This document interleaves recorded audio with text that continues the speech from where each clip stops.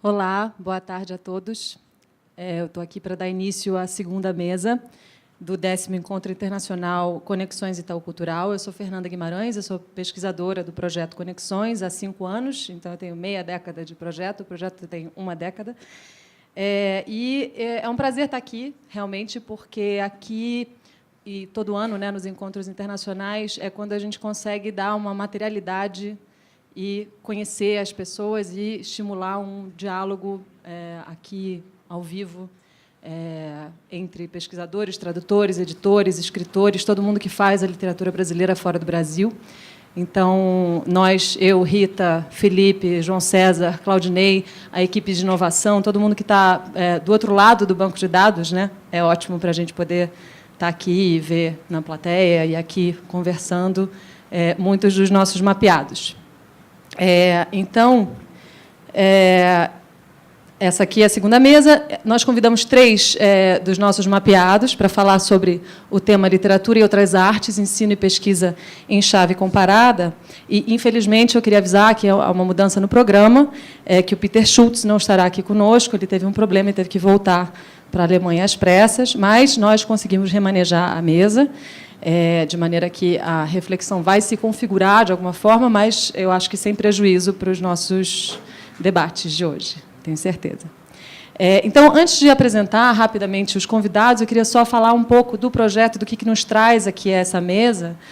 O projeto Conexões, como vocês sabem, é um mapeamento da literatura brasileira no exterior, mas ele é mais do que isso, porque, ao formar um banco de dados com essas informações sobre quem é que faz e quem é que promove a literatura brasileira fora do Brasil, a gente é capaz de olhar para um conjunto de informações que não estaria disponível de outra forma, né? Então, isso tem uma riqueza muito grande, e nós, do Conexões, enfim, e muitos outros pesquisadores estão sempre convidados a refletir sobre isso, né? Nós podemos olhar para esses dados com uma visão conjunta, né? E talvez esses dados sirvam mesmo para formulações de políticas públicas, de políticas que fazem muita falta, né, para a promoção da literatura e do livro, enfim, dentro e fora do país.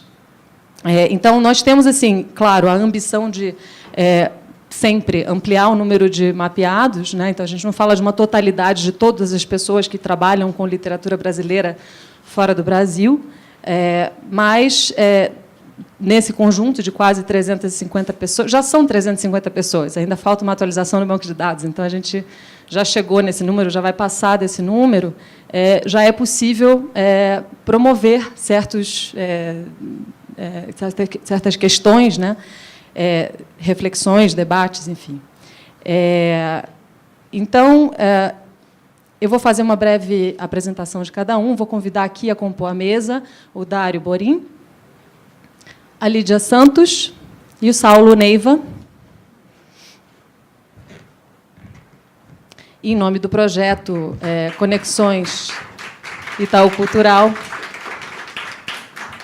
eu dou as boas-vindas a vocês aqui. Então, como o título já diz, essa mesa foi pensada com base na atuação de professores e pesquisadores que trabalham com literatura brasileira e se utilizam ou fazem interrelações com outras artes, né, como música, cinema, artes plásticas, fotografia, enfim.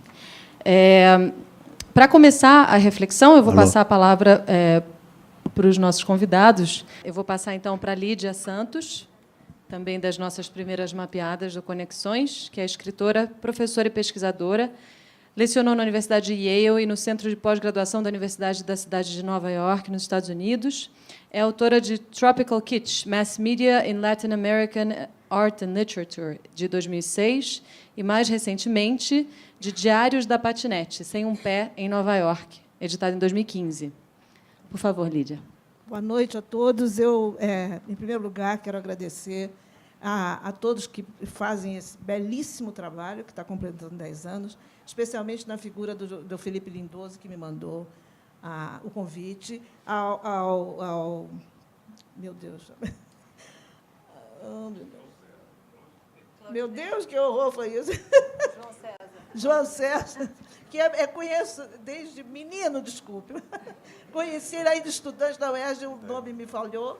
E a Jaritza E a todos, olha, eu já vou fazer que nem aquela... Já que estamos falando de estereótipo, eu já estou parecendo aquele pessoal que diz assim, desculpe qualquer coisa, sabe, no final. Então, eu, em vez de desculpar qualquer coisa, eu estou agradecendo todas as coisas que me fizeram aqui, que me trouxeram, e que estou muito contente de estar aqui. Agora, eu tive, talvez 3, agora, quando você falou no kit tropical, eu, esse semestre, especialmente, tive 3 excelentes notícias. Uma foi a de vocês, de me convidar para vir aqui, no momento que eu podia fazer isso. A segunda foi esse convite para entrar nesta antologia. E eu acho que isso tem tudo a ver com o que a gente está discutindo aqui. Vou explicar para vocês o que é isso. Essa publicação é uma publicação feita em Nova York. E presta bem atenção, porque lá em cima diz assim, apresentação da revista literária neo-iorquina, Los Bárbaros. Então, já estou passando para o espanhol. O que acontece é o seguinte, eu, depois de ter sido professora há muitos anos, quer dizer, eu, na verdade, fiz uma carreira paralela. Enquanto eu estava aqui, eu conseguia, mais ou menos, manter uma produção literária e uma produção acadêmica. Eu cheguei, quando eu saí daqui, em 1995, eu já tinha 2 livros de contos publicados, um pela Eduf, que se chama Flauta e Cavaquinho, foi publicado em 89, e tem esse nome porque eu tinha ganho um prêmio. Eu vejo as pessoas falando... Aqui no Brasil tem essas ondas, né? Quer dizer, esse era um prêmio instituído pelo Ministério da Cultura para mulheres emergentes, escritoras emergentes. O movimento feminista estava começando, quer dizer, começando não, mas estava começando a se estruturar com o que é hoje. E isso foi esquecido. E agora vem outra onda de movimento, graças a Deus que venham muitos mais. Mas é um pouco cíclico, todo o ativismo e movimento brasileiro, a gente tem uma coisa para a gente pensar. Segunda coisa, o meu segundo livro saiu, eu já não me lembro mais, foi pouco antes de eu sair, acho que em 94, também tem o nome de um prêmio que eu ganhei, que, na época, era um prêmio muito famoso, que é o Radio France International. Eu ganhei o primeiro, que era dedicado aos escritores de língua portuguesa, que, até então, só era língua espanhola. E o conto se chamava Os Ossos da Esperança. E eu publiquei esse segundo livro, que foi muito mal trabalhado, porque, em seguida, eu recebi um convite para ir para Yale. Então, e eu confesso a vocês, eu posso contar a história, que é incrível. Eu estava sentada no meu sofá, tocou, até aquele tempo o telefone só existia para a gente falar, né? Era bom, né? Então, o telefone tocou, e era o Silviano Santiago dizendo assim, olha, eu acabei de chegar de Yale, e eles estão precisando de uma pessoa que possa dar aulas de... Tem que você, olha, desculpe, a aula de língua, eu já era professora adjunta a essa altura. Eles precisam de uma pessoa que possa dar português, mas que também possa dar espanhol. E a única pessoa que eu conheço é você. Aí eu levei um susto. Eu nunca tinha imaginado... Se me dissessem que algum dia ia para os Estados Unidos... Aí eu falei, olha, eu não posso ir, não. Não posso ir, não. Eu tenho um projeto que está rodando aí, na UF, tenho mais não sei o quê, o meu inglês não é bom. Aí ele falou, olha só, eu te dou até segunda... Isso era um fim de semana. Eu te dou até segunda-feira para você pensar. É claro que você, se recebe um convite desse, você acha que entre e ficar... Enfim, eu fui. Fui e não saí mais, entendeu? Eu estou lá de 95 até agora, quer dizer, me aposentei lá. E aí voltei, porque era um peso enorme isso de não ter mais escrita criativa, porque tem o problema da língua, sabe? Você sai do país, aí você... Sabe, como é que vai escrever? Eu até tenho que falar um pouquinho aqui sobre essa coisa das subordinadas. Você, em inglês, tem que começar a aprender a escrever ali é ou não é. Aqui, acabamos de ver que, aqui no Brasil, nada é ou não é, não é? Então, era uma coisa... Então, eu resolvi que eu tinha que escrever em português, porque, senão, era ser sabe, uma castração. Então, eu resolvi que eu ia escrever um livro em português. Muito bem. Só que, a essa altura, eu já não sabia mais se eu escrever sobre uma experiência brasileira, mas eu tinha que integrar a americana, e aí me aconteceu uma coisa, eu quebrei o pé atravessando a rua em Nova York. Então, eu resolvi que ia escrever essa experiência. Bom, não foi muito premeditado, não. Eu estou com um romance que é muito pesado, muito difícil, está me exigindo muita pesquisa, e ele estava meio parado. Aí eu falei, eu escrevo isso, que é uma memória, uma coisa sem muito compromisso, e bom. Eis que o livro saiu, e agora eu recebo, quase junto com o de vocês, um pouco antes, esse convite desses meninos, falando, olha, essa revista está tendo muito sucesso e é sobre Nova York. Nós somos aqui. E a proposta dessas pessoas, o autor, o editor se chama Ulisses, não me lembro o sobrenome, mas ele é peruano. E tem vários, e tem um que também foi meu aluno no Graduate Center, que se chama Adrián Izquierdo, é espanhol. E eles vêm editando essa revista de uma maneira maravilhosa, porque é o seguinte, o título Los Bárbaros, eles estão se remontando ao Heródoto, que a palavra bárbaros vem para os gregos e os que estavam fora da Grécia. Então, eles estão dizendo, e por isso eles dizem, hemos chegado. Ou seja, chegamos. Nós somos os bárbaros, estamos fora daqui, mas estamos chegando.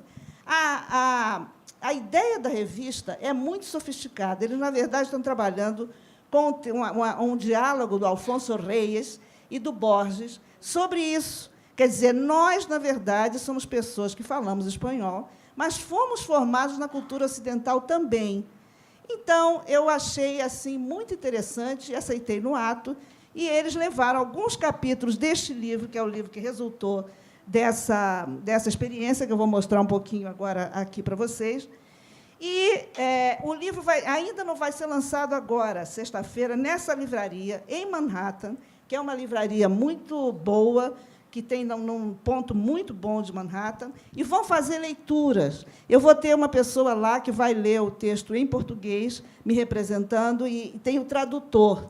Outra coisa que foi dita aqui, quer dizer, nos Estados Unidos, o tradutor entra, quer dizer, a figura do tradutor é muito importante para levar o livro para o mercado. Pelo seguinte, o tradutor também entra como autor, e o tradutor é que vai encaminhar o livro para as publicações, etc. Essa é uma figura bastante importante. Você pode passar o outro, por favor? Esse controle aqui serve? E aonde que eu foco aonde? Para a tela ou para...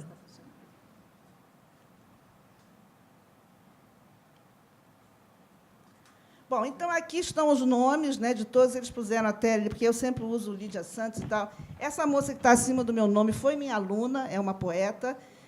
Então, vocês vejam que aqui a maioria dos nomes são nomes em espanhol, são nomes latinos. Então, a partir daí, eu quero propor aqui uma discussão. Quer dizer, como a gente pode falar de estereótipo numa situação dessa?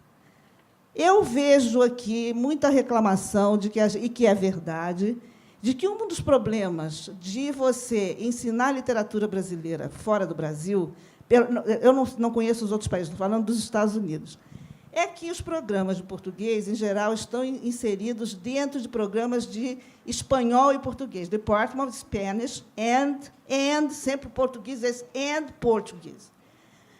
Aí você tem uma situação complicada. De ambas partes, eu estou querendo chamar a atenção para a nossa... Não vamos eximir a nós mesmos disso. É óbvio que os Estados Unidos têm uma população... metade daquele país era México. Não é? Então, a população de língua espanhola nos Estados Unidos é imensa. Você tem... os Estados Unidos, hoje, são um país bilíngue, não há dúvida disso. Segunda coisa, se você... Nós, também, brasileiros, quer dizer, aí a gente tem... Nós não vemos os nossos estereótipos. Eu sei disso, porque, como eu fui professora, sou graduada aqui, o meu doutorado é aqui da USP. Eu me graduei aqui em literatura hispano-americana, até sair, era professora de literatura hispano-americana na Universidade Federal Fluminense, na UF. Bom, o que acontecia quando eu era professora de hispano-americana? Era muito difícil encontrar um livro... Isso eu estou falando dos anos 80, no máximo, até 90, quando eu saí. Era dificilíssimo. As livrarias, era difícil encontrar um livro espanhol. Era difícil importar um livro espanhol. Isto naquela época, entende? Então, você aqui, nós temos uma... a gente não se engane, não, porque a gente também tem um lado muito imperialista. A gente acha que nós, aqui, o maior país da América Latina, um país com uma cidade como São Paulo, etc., a gente olha para os outros como os americanos nos olham. Entende? A gente olha assim, bom, a Bolívia, né? Eu tenho o grande estereótipo de que, mas muito pior do que ter nascido no Brasil é você saber que existe gente que nasceu na Bolívia. Eu escutava isso quando eu estava aqui. Então, eu acho que essa ideia do estereótipo, ela tem a ver com os bárbaros, entendeu? Eu, por exemplo, uma coisa que me chocou muito quando eu cheguei nos Estados Unidos, uma vez eu fui pôr uma coisa no correio, e o funcionário do correio disse, bom, mas o senhor acha... A mesma coisa, o brasileiro que pergunta muito, né? Fala muito, a nossa cultura é muito oral. Aí eu perguntei, escuta, mas você tem certeza, isso é seguro que chega lá? E ele respondeu, I don't know down there. Eu me senti tão ofendida, porque down there é lá embaixo, entendeu? Então, mas, quer dizer, ele era uma pessoa comum, era um funcionário. Na cabeça dele, é realmente down there. Então, não adianta, quer dizer, eu estou querendo dizer que não adianta você querer achar que você vai mudar isso, porque assim é. Assim é. Entende? Assim é também como nós fazemos com os países latino-americanos. Então, esta revista é muito importante, porque, em lugar da gente estar falando de mercados, de grandes editoras, de grandes agentes, a gente está falando de um movimento que vem de baixo para cima. Esses meninos, e eles na escritura do romance, eles da revista, na justificativa da revista, eles dizem: nós não necessariamente vivemos aqui. Tem muita gente que passa, vai, vem, volta, vai e volta.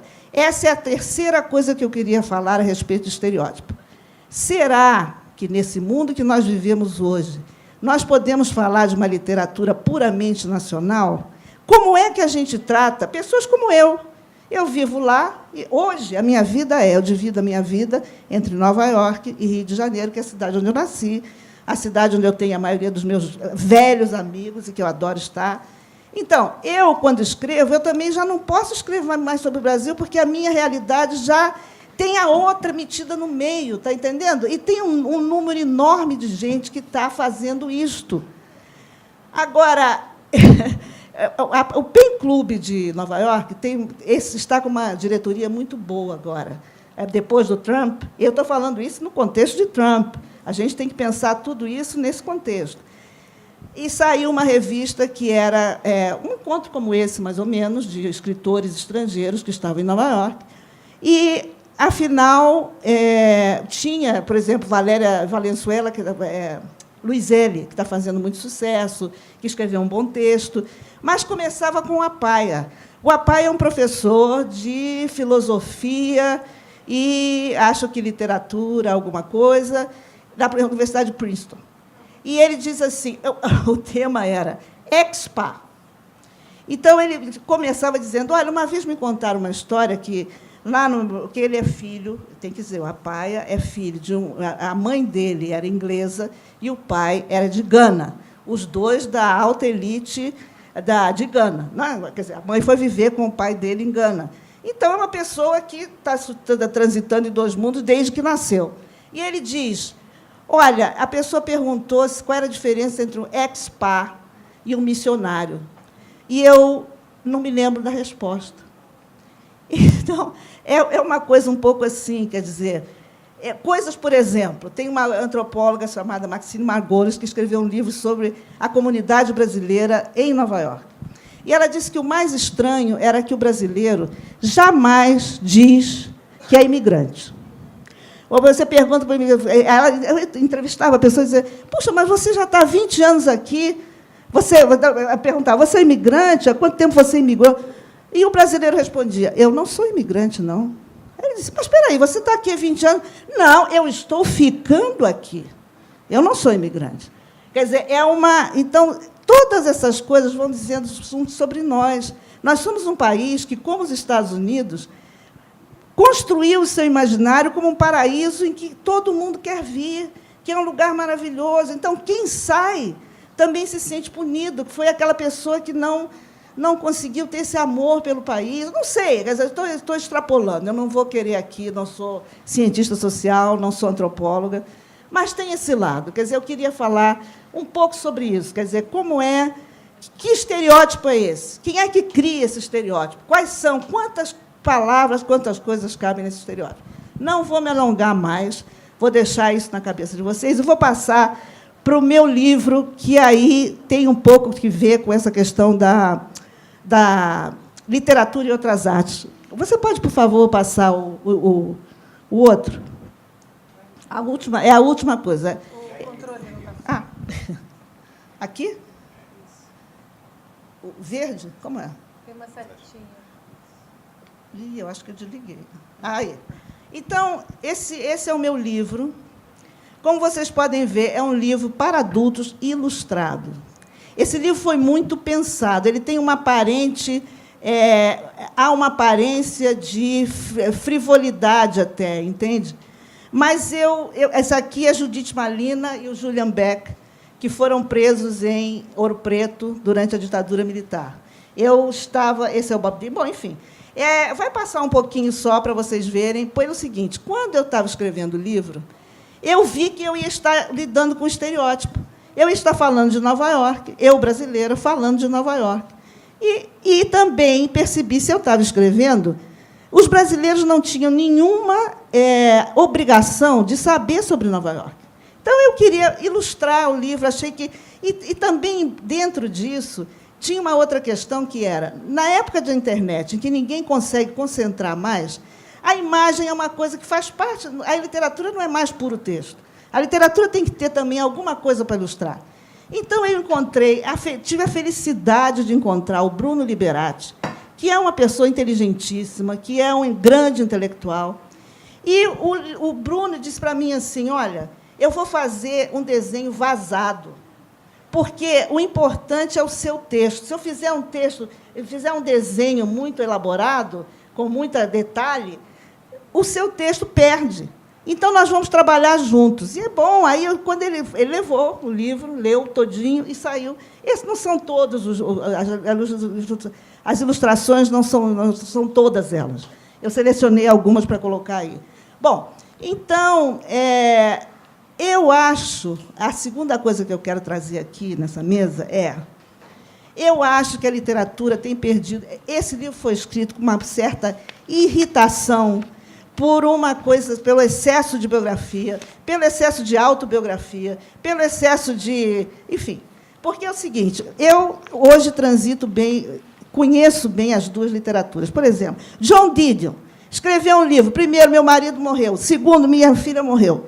Bom, tudo bem, é um trauma, mas isso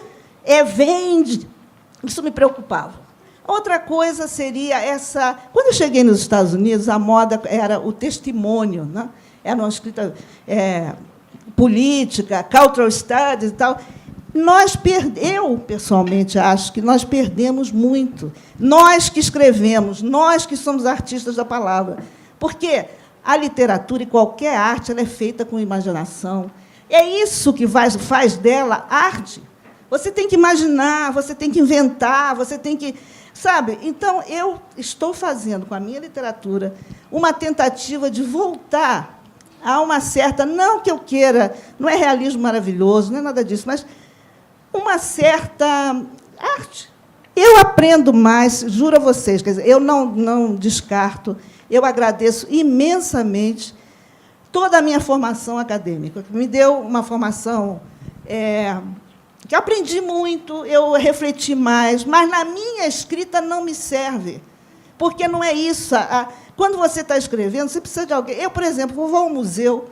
Os museus de Nova York, eu adoro Nova York. Por quê? Porque eu tenho os museus, eu tenho um problema técnico, eu vou lá e encontro um pintor que resolveu aquele negócio. E eu fico pensando, olha só, por exemplo, esse livro aqui, já tinha terminado de escrever o livro, tinha uma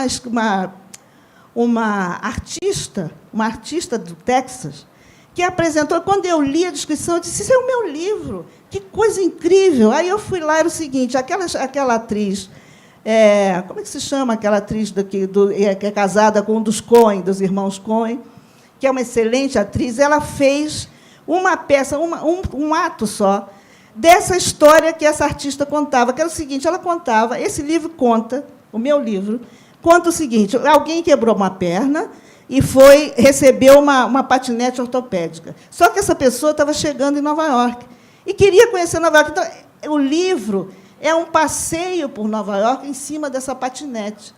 E o livro, alguém falou aqui de jogo de palavras, quer dizer, sem um pé, todo mundo está com um pé em algum lugar. Eu estava sem um pé. Ao mesmo tempo, esse título está brincando com o título do Sachs, o neurologista, que tem um livro famosíssimo, escrito como médico, que é Without a Leg, to Stand On in New York.